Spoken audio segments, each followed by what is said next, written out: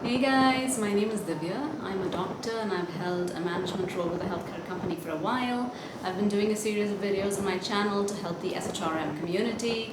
One of the frequent questions I got is, would you please do a review on the topic called HR structural alternatives? So that's what I've done today. I've tried to summarize it into a concise, readable source. So there are only 7 slides that I'm going to present today, 5 full of information and 2 questions just to review. So let's get right into it, guys. So guys, here's my PowerPoint. Here's what I came up with for HR structural alternatives. There are really only 5 different types of structural alternatives that the learning management system or this particular exam would talk about. Know that this is under the organizational competency. I think one should know that. So the 4 different types of structural alternatives would be centralized, decentralized, functional, and dedicated would really mean the same thing. And then there are shared services. So let's just discuss them one by one. Centralized HR obviously means that you have one central HR, and larger organizations with different units and branches, have their HR in usually one place, and then everybody else just either reports to them or discusses things with them and gets it done. Decentralized HR would be the exact opposite. The different branches, different units would have its own HR, which means that they are closer to their internal business partners. The third kind would be the functional or dedicated HR, and I like to think of this as the extension of the decentralized HR. So headquarters would have specialists that would create policies, but then the units or the branches would have generalists who would implement these policies.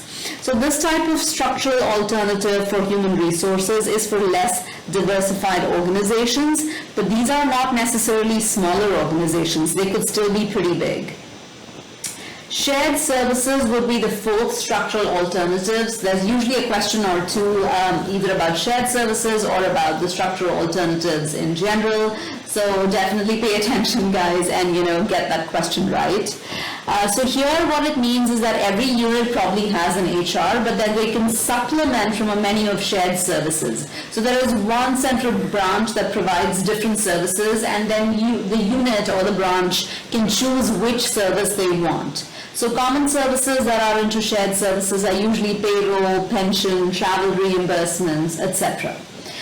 So I have seen many shared services, being exercised as a company, especially when, you're a small or mid-sized corporation. You have one HR provides shared services, and then there are other branches within it.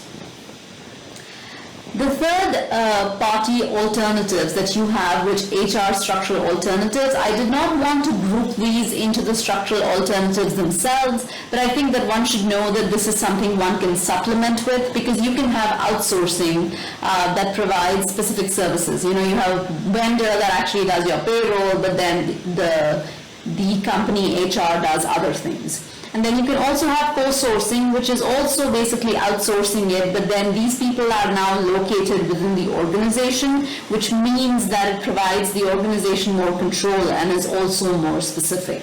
So know that any HR structural alternative can be supplemented with a third-party alternative. So this was really my summary of HR structural alternatives, and now let's move on to questions. XYZ is a larger organization with branches all over the world. They want to have payroll processing in one place, but want other HR activities to be taken care of at the branch level.